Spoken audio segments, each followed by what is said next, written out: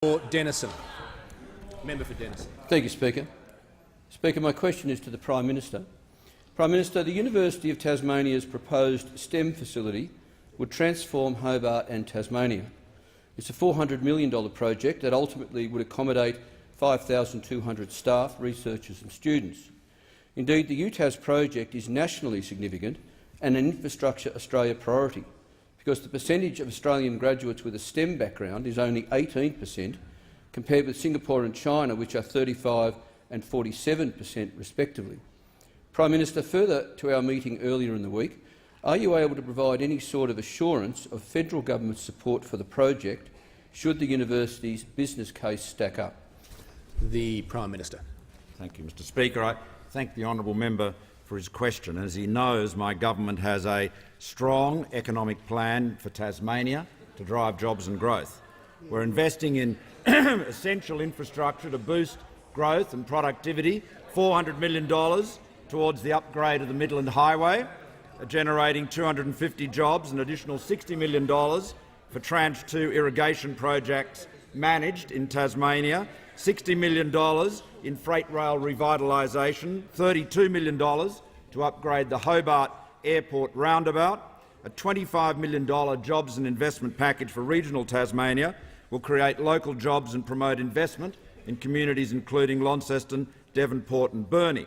Now, we're also investing in cities essential in the transition to a stronger and more diverse economy.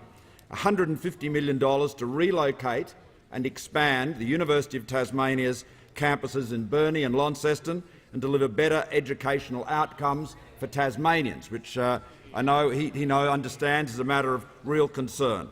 This has been complemented by $7.5 million provided to Launceston City Council to support the City Heart project as part of our city deal for Launceston. Now, as far as the STEM facility in Hobart is concerned, the Vice-Chancellor has raised it with me. As the honourable member knows, the University of Tasmania is preparing a detailed proposal for government consideration, but we are yet to receive it. It's yet to be completed, and we certainly haven't received any request or formal request for funding.